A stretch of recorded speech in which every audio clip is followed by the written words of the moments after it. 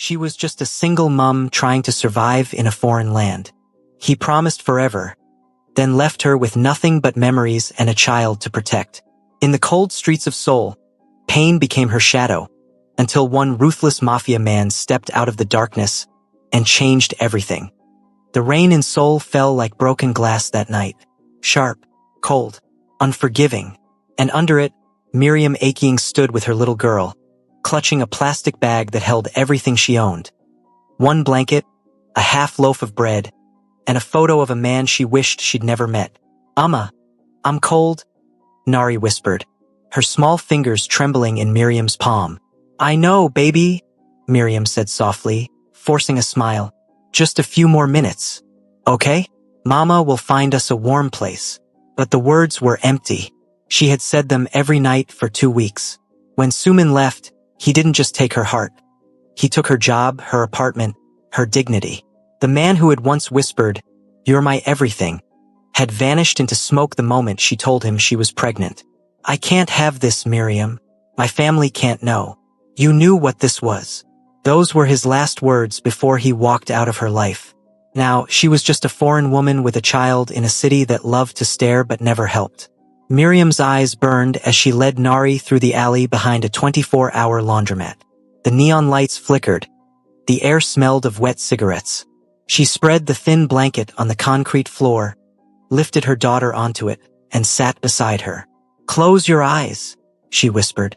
"Pretend we're in our own castle. Princess Nari, queen of the world." Nari giggled sleepily, her curls sticking to her forehead. "And you're my queen, Mama. Always," Miriam said, kissing her cheek. "Now sleep, my little sunshine."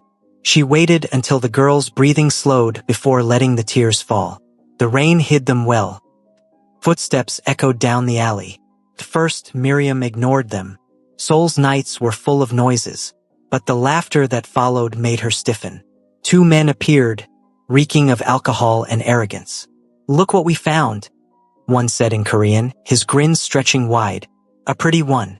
African." "Huh." Miriam stood instantly, shielding her daughter. "Go away. Come on. Don't be like that," the other sneered. "We'll pay you. You need money, right?" "I said leave." Her voice sliced through the rain, but they only laughed louder. When one of them reached for her arm, she didn't think. She slapped him, hard. The sound cracked like thunder. The man's face twisted. "You'll regret that, foreign girl." Before he could move closer, a black car slid into the alley like a shadow. Its headlights cut through the rain. The driver's door opened, and a tall figure stepped out. All black leather, wet hair, and eyes that could kill a storm. He didn't shout. He didn't have to. "Get your hands off her," he said, voice low and calm. The kind that came from someone used to being obeyed. The 2 men froze. One stammered, "Ha-Jun, we didn't know." "Now you do." Ha-Jun took a drag from his cigarette, exhaled slowly, and dropped it into the puddle. "Next time you touch a woman without her consent, I'll make sure you never touch anything again." The men bolted like frightened dogs. Only then did he look at her. Miriam was standing tall despite the rain soaking through her thin sweater. Her lips trembled slightly, but her eyes, those fierce brown eyes, were locked on him without fear.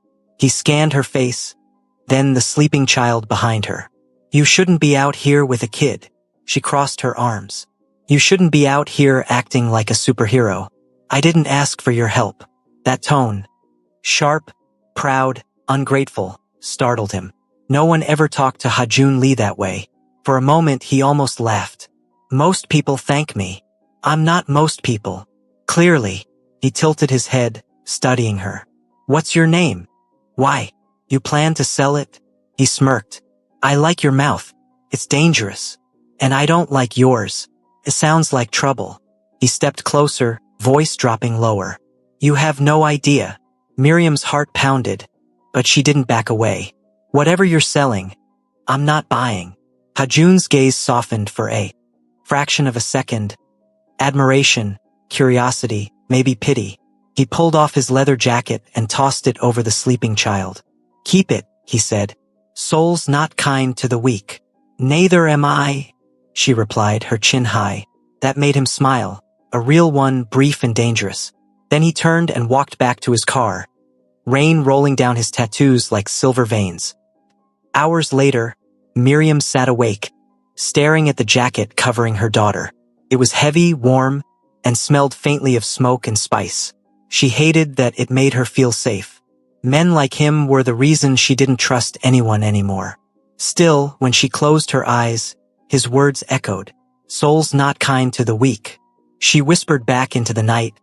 Then it's good I'm not weak. 3 days passed. Miriam got a job washing dishes in a small bar in Hongdae. She worked until her fingers bled, saving everyone for Nari's school fees. The bar owner let her sleep in the storage room.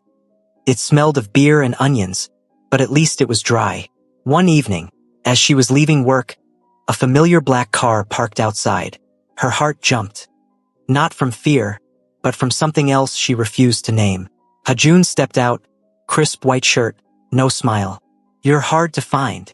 That's because I don't want to be found, she said, pulling her coat tighter. Are you stalking me now, Mr. Tattoo? He leaned against the car, watching her.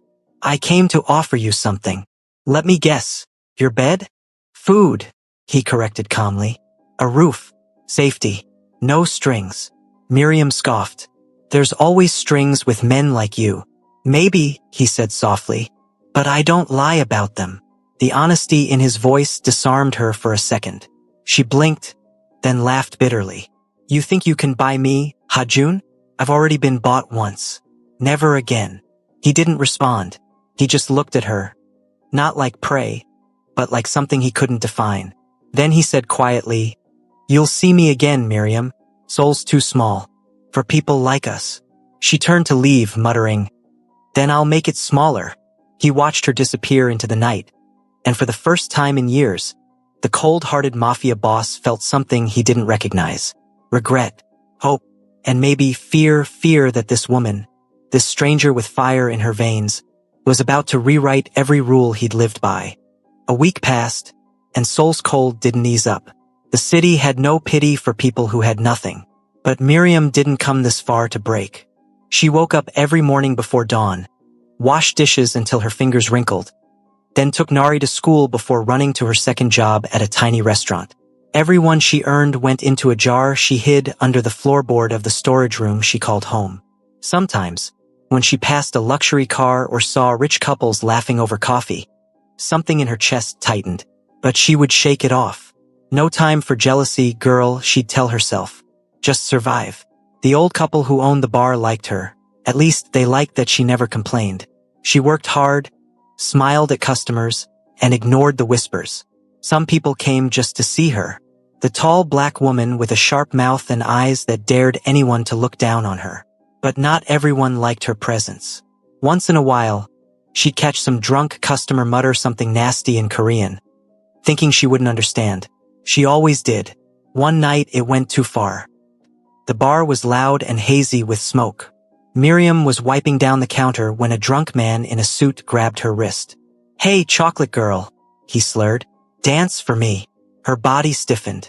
She forced a polite smile. Sir, please let go. He squeezed harder. You foreign women think you're too good for Korean men, huh? She twisted her wrist, freeing herself, and said calmly, I think you're too drunk for any woman. The man's face flushed red. He stood, ready to hit her, but the door slammed open before he could raise his hand. A voice sliced through the noise. Try it, and I'll bury you before sunrise. The room went silent. Every head turned. Hajun Lee stood in the doorway, dressed in black from head to toe, raindrops still glistening on his jacket. His tattooed hand gripped the door frame like it owed him money. The drunk man instantly sobered. Mr. Lee, I was just leaving, Hajun said flatly. The man didn't argue. He grabbed his coat and vanished. Miriam exhaled slowly, then looked at him with that same sharp defiance. Do you follow me everywhere now? He walked in, ignoring the eyes watching them. Not everywhere. Just where people forget how to behave. Well, I'm fine. You don't need to rescue me. You call that fine? He said, echoing their first meeting. Seems like you're addicted to bad situations. And you seem addicted to showing up in them, she shot back. For a moment, something like amusement flickered in his eyes. Maybe I am, he murmured. She rolled her eyes and turned away, pretending to focus on her cleaning. Don't you have a gang to run or something? He leaned closer, his voice dropping low enough that only she could hear. Maybe I'm running from something else. That voice, low, rich, dangerous, did something to her stomach she refused to acknowledge. She straightened up, face cold. Whatever you're running from, don't run toward me. Hajun smirked, then looked around the bar. This place doesn't suit you. It suits my bills, she said, and my daughter's school fees. His expression softened slightly at the mention of Nari. She's the little one who called me Fire Hands Ajushi, right? Miriam blinked, surprised. How do you know that? He shrugged. She talks a lot when she's at the playground. Kids tell strangers everything. She glared. You were watching my daughter? I was watching you, he corrected, eyes locking on hers. Soul's not safe. You've made enemies without knowing it. I've survived worse, she said. Not if one of those men comes back when I'm not around. She hesitated, jaw tightening. So what, you'll guard me now? Something like that, he said quietly. The next morning, Miriam arrived at work only to find the bar owner smiling wider than usual. Ah, Miriam, the old man said. No more rent for you this month. Paid already. Miriam frowned. By who? The old man winked. A gentleman. Said not to tell. Her chest burned. She already knew who it was. That evening, she marched through Hongdae's crowded streets, her anger sharp enough to slice through the air. She had no address, but she knew his kind. Men like Hajun were always seen where power and danger danced together. She followed the whispers. The name Lee Hajun carried weight in Seoul's underworld. It didn't take long before she found herself standing before a glittering nightclub, guarded by two large men in suits. I'm here to see Hajun, she said boldly. They exchanged looks. One of them pulled out a phone, made a quick call, then nodded for her to enter. Inside, the world shifted. Music pulsed through the dark, golden room. Beautiful women laughed. Rich men smoked cigars, and expensive perfume floated in the air. Miriam's old self, the one who used to dress up for Suman's parties, felt a ghostly ache. But she wasn't that woman anymore. She walked straight past the velvet ropes, ignoring every stare. Hajun was upstairs, sitting in a glass room overlooking the club. He looked different, relaxed, confident, owning every inch of the space. When she barged in, he raised an eyebrow. Miriam, he said, calm as always. I didn't expect you'd visit. I didn't come for pleasantries, she snapped. You paid my rent. You're welcome. I didn't say thank you. Because you're too proud.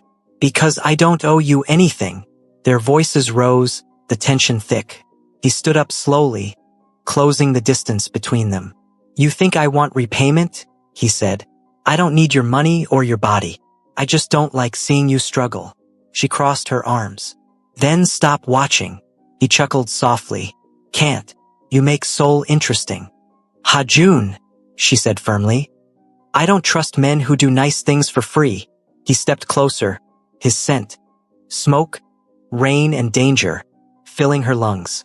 Then think of it as business, he said quietly. I invest in what fascinates me. Her pulse raced. You talk like every woman is a deal. Only the rare ones, he murmured. Something flickered in her eyes. Anger mixed with something else. Something she didn't want to name. You think you're untouchable, huh? You think your tattoos and money make you powerful.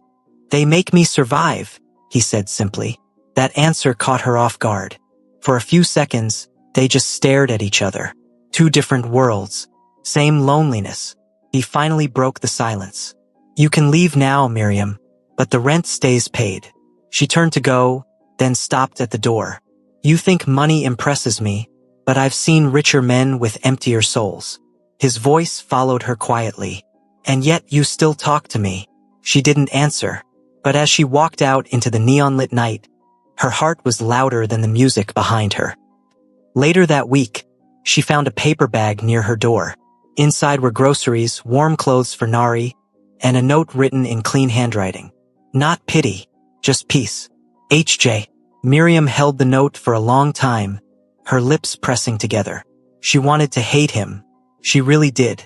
But something inside her softened. She placed the bag aside, whispered to herself, "You can't fix me with food, Mr. Mafia." Then she smiled faintly, because deep down, a part of her already knew. This man wasn't going away, and that scared her more than anything. The next few days passed like a blurry movie Miriam didn't remember watching. Every morning she'd wake up to the same broken shop corner storage fix her daughter's tiny ponytails, and whisper, "Mommy's fine, baby. Today's a good day." Even when her bones ached, she smiled, because for Nari, pretending was survival. But something strange had started happening. No matter where she went, she felt eyes on her. When she walked to the market, when she worked at the tiny bar, when she left at night, there was always a black car parked near the corner, engine humming softly, headlights blinking once before disappearing. She knew it was him, Hajun, that ruthless, tattooed man who'd promised to leave her alone, and didn't. One night, after closing the bar, Miriam counted her few coins and sighed. Her salary wasn't enough for rent, food, and Nari's school. Her hands smelled of beer and soap, her back hurt, and her eyes burned from lack of sleep. As she stepped out into the cold soul night, she found him standing across the road, smoking. He wasn't in his usual black coat. Tonight he wore a simple hoodie and jeans, but somehow he still looked like danger itself. Sharp jawline, dark eyes that didn't blink, tattoos peeking from his sleeves. "Again?" she muttered, crossing her arms. "What are you now, my guardian devil?" He chuckled, flicking his cigarette to the ground. "You noticed. I must be doing a bad job hiding. Or maybe you're just a stalker. Maybe," he said with a smirk, stepping closer. "But a stalker who paid your debt." Miriam froze. Her heartbeat stumbled. "What did you just say?" "The bar owners. The old couple. You owed 2 months' rent. I paid it." Her bag slipped from her shoulder. You did what?" "You're welcome," he said lightly, pocketing his hands. "I didn't want to see you thrown out again." "Who told you to interfere?" Her voice trembled between anger and disbelief. "You think because you have money you can just fix me?" "I wasn't trying to fix you," he said quietly. "I was trying to help." "Well, don't. I didn't ask for it." She was furious, embarrassed, and confused all at once. Why did he care? Why would a man like that, someone feared in the streets, bother with a single mother washing dishes for a living? She picked up her bag and started walking away, but he followed. "Stop following me, Hajun." "I can't," he said. "You keep walking into trouble." She spun around, eyes blazing. "You're my trouble." He stopped, and for the first time, she saw something flicker in his eyes. Pain. "You think I wanted to be?" he asked softly. "You think I planned to find you that night? You think I planned to?" He stopped mid-sentence, looking away, as if ashamed of what he almost said. Miriam swallowed. For a moment, she saw the man behind the tattoos, the loneliness in his silence, the guilt he tried to hide. But she quickly masked her sympathy. "I don't need saving," she said firmly. "I've been saving myself long before you showed up." He gave a faint, sad smile. "I believe you, but even heroes get tired." That night, when Miriam reached her corner, she found a new blanket folded neatly beside her daughter's small sleeping mat. No note, no words, just the scent of his cologne. She sighed deeply, brushing her hair back. "You're crazy, Hajun," she whispered into the cold air. "Absolutely crazy." But inside, a tiny warmth bloomed where her anger should have been. Days passed. Miriam tried to focus on work, but she couldn't ignore him. He showed up in small ways, buying Nari new shoes, sending groceries through the bar owners, standing silently outside the school gate just to make sure they were safe. He never asked for thanks. He never asked for anything. Yet his presence became part of her days, like a stubborn shadow that refused to fade. One rainy evening, while walking home, Miriam found him waiting again, this time holding an umbrella. She almost laughed. "Are you seriously following me in the rain now?" He shrugged. "You didn't bring one. I didn't ask you to." "I know, but you'll still use it." He extended the umbrella. She stared at him, lips pressed tight, before snatching it from his hand. Fine, but don't think this makes us friends. Of course not, he said, smiling faintly. Friends don't look at each other like this. She blinked, stunned. The audacity of that man. Don't flatter yourself, she hissed, walking off, but her heartbeat betrayed her. The truth was, there was something dangerously magnetic about him. Like the quiet before a storm you know will destroy everything but you still want to watch. A week later, something unexpected happened. Miriam arrived home from work to find Nari chatting with Hajun near the shop corner, giggling as he showed her how to fold paper cranes. Her eyes widened. Nari, inside. The little girl pouted. But Mommy, Uncle June was teaching me. I said inside. Her tone made the child run off immediately. Miriam turned to Hajun, fury burning in her chest. Don't you ever talk to my daughter again. I wasn't hurting her. I don't care. You're a criminal. A man with blood on his hands. Her voice broke on the last words. He didn't defend himself. He just looked at her. Rain dripping from his hair, silence heavy between them. After a long moment, he said softly, You're right. She blinked. What? You're right about me, he said. But I'm trying to be better. I don't know how long that will last, but I wanted to start somewhere. With you.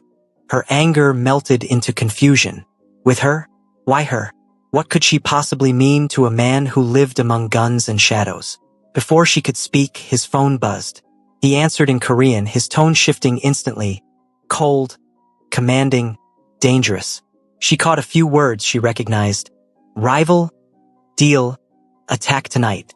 Then he hung up and turned back to her, face unreadable. Go inside, lock the door. Don't come out till morning. Why? Because the streets are about to burn. That night, Seoul felt different. Sirens screamed in the distance. Motorbikes roared through narrow alleys.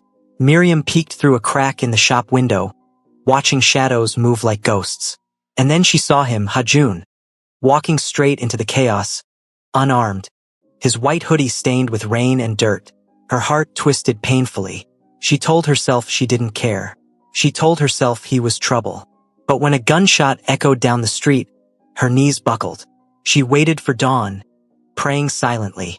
Miriam barely slept that night.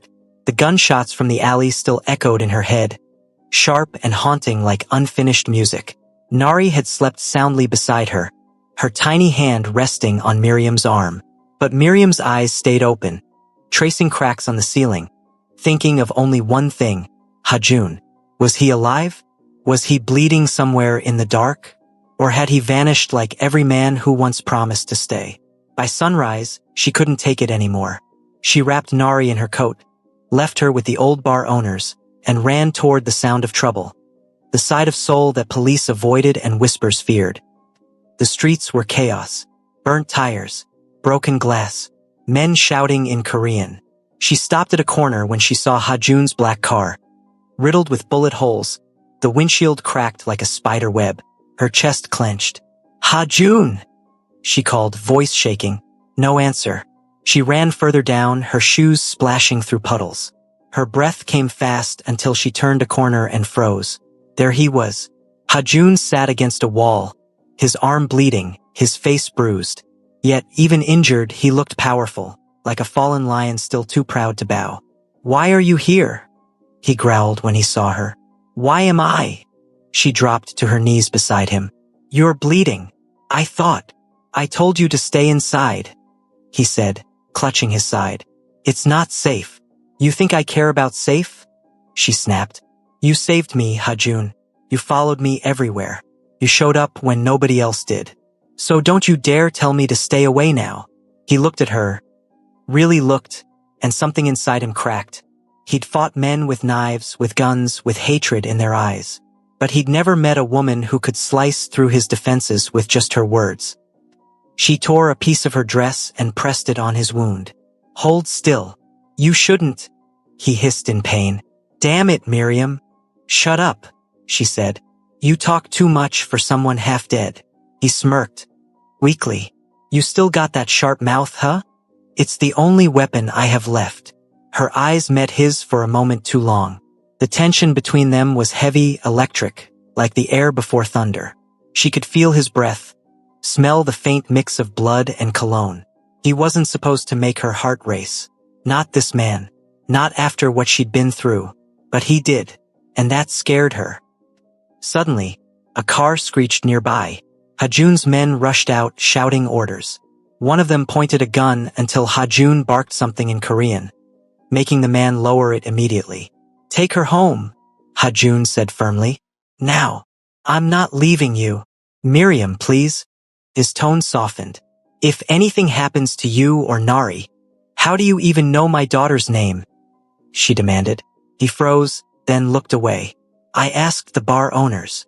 "Of course you did," she muttered. "The great Hajun knows everything." He almost smiled. "Not everything. I still don't know how to make you trust me." She sighed, standing.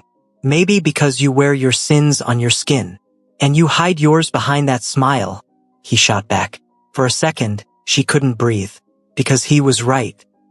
Later that night, after the streets had calmed, Hajun sat alone in his dimly lit office, bandaged, bruised, but alive. The city outside glowed faintly, indifferent to his pain. A knock sounded at the door. One of his men entered, bowing slightly. "Boss, we found something." "What?" The man placed a small photo on the desk. Hajun leaned forward and froze. It was a picture of a man he knew too well. Slick hair, sharp suit, cold smile. Mr. Min, his biggest rival. The man who'd been trying to take over his territory for months. But that wasn't what made Hajun's blood run cold. It was the little girl in the photo. The one beside Mr. Min. Nari. Hajun's hand clenched around the picture. "Where did you get this?" "One of Min's men dropped it during the fight," his subordinate said. "He's been asking about the woman you're protecting." "The black woman." Hajun's eyes darkened. "Miriam." "Yes, boss. Seems she's connected to him somehow." Hajun stood slowly, every muscle in his body tightening. "Get out." The man nodded and left immediately. Hajun stared at the photo again, his thoughts spiraling. Miriam, connected to Min? How? He remembered the way she flinched when he mentioned the rival's name.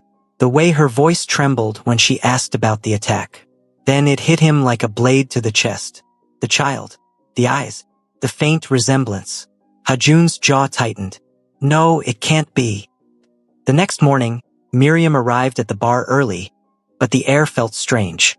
The old couple avoided her gaze. When she stepped outside, she saw him waiting. Leaning against his car, sunglasses on, expression unreadable. "Hajun, get in," he said flatly. "What's wrong?" "Get in the car, Miriam." Something in his tone made her obey. The silence between them was thick as he drove out of the city, toward the quiet outskirts. Finally, he stopped near the Han River and stepped out. She followed him slowly. "You're scaring me." He turned, his face cold. "You should have told me." "Told you what?" "That your child belongs to him." Miriam froze. Every drop of blood drained from her face. Her voice broke. "You don't understand." "I understand perfectly," he snapped. "You lied to me. You played me." "I didn't lie," she cried. "I never told you anything because I didn't owe you my pain." He took a step closer, his anger cracking into hurt. "You let me protect you, Miriam. You let me bleed for you. And all this time, you were hiding his child." Her tears fell silently. "She's my child. Mine. He left us. He abandoned us when I was pregnant. You think I'd ever claim him again?" Hajun's chest rose and fell heavily. He looked away, fists clenched. "He's my enemy. Do you even realize what this means? He'll come for you. For her. Then let him," she shouted. "I've been running all my life. Maybe it's time I stopped." He turned back to her, eyes full of something she'd never seen before, fear. Not for himself, but for her. "You don't know what he's capable of," he said quietly. "If he finds out I've been protecting his woman."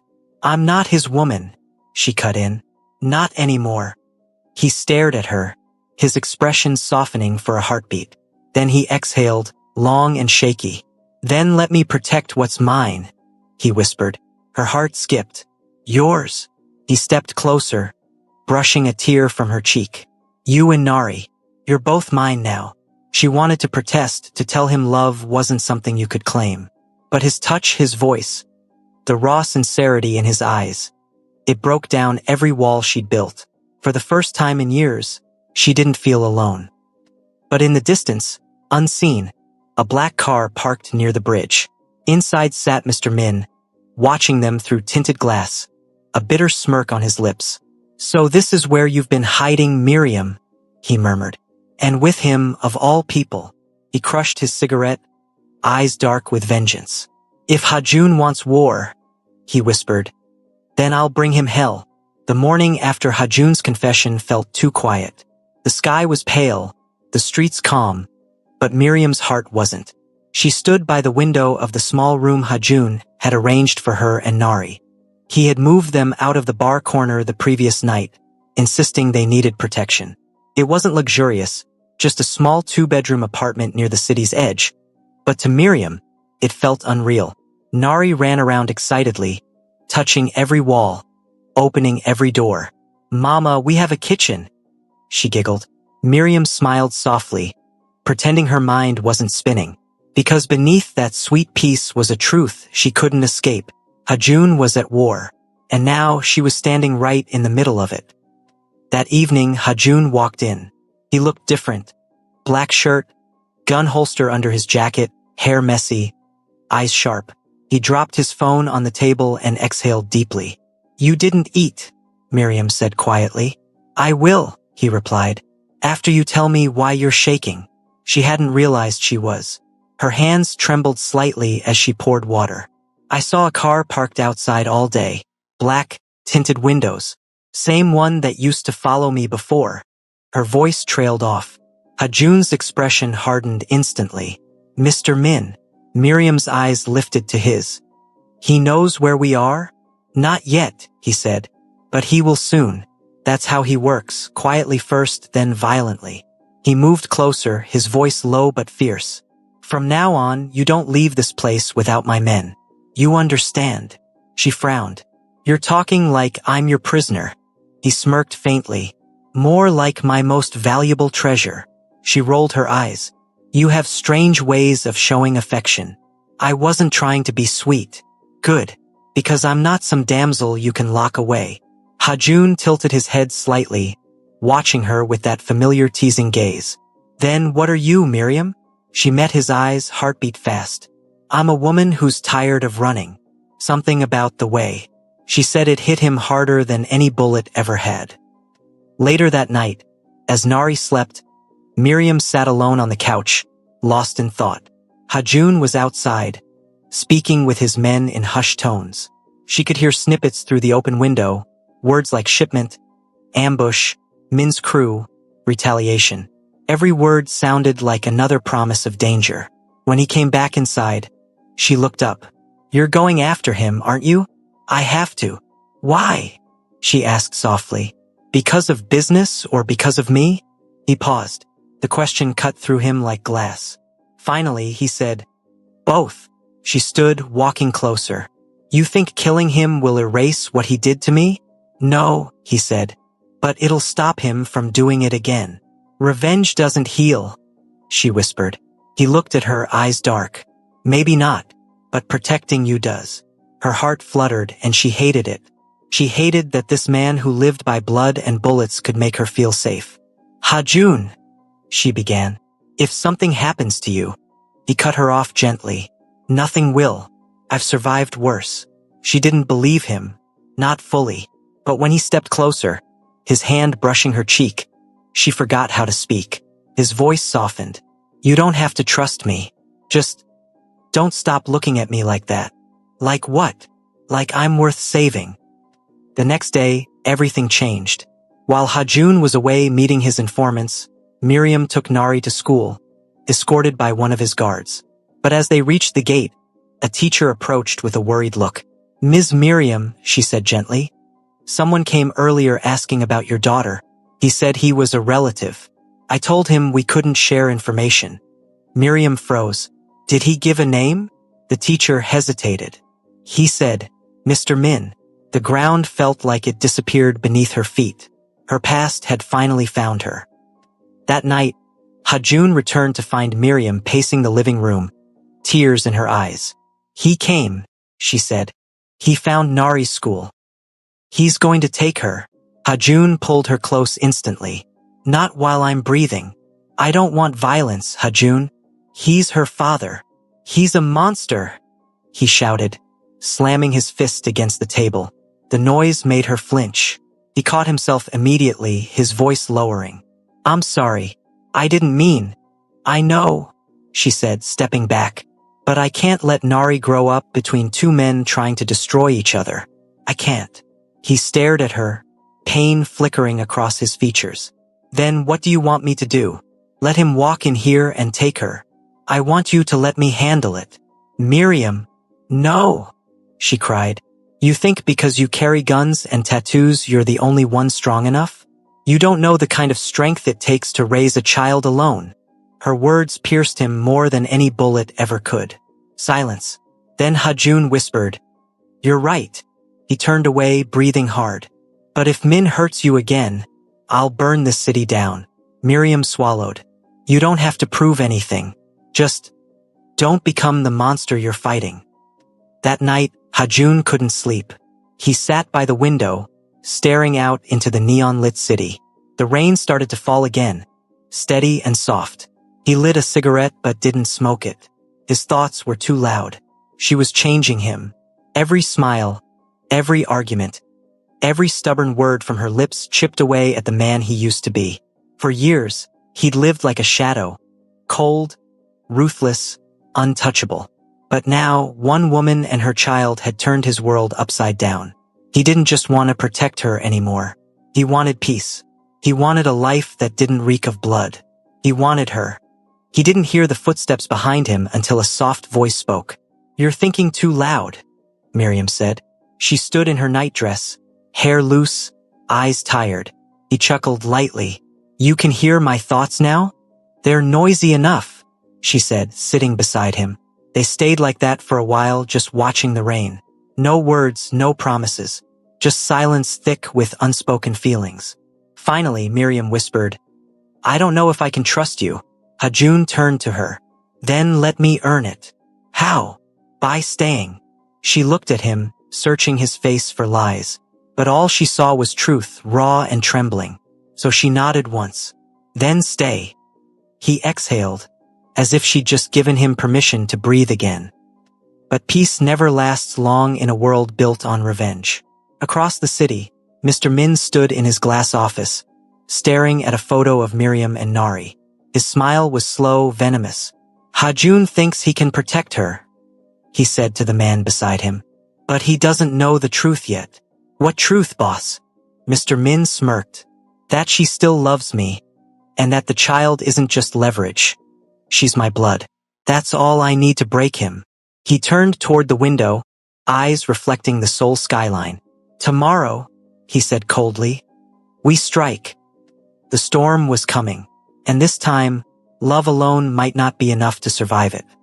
Hello besties, this is just the beginning. The story is about to get even sweeter. Stay tuned for episode 2. Kindly like, subscribe and share.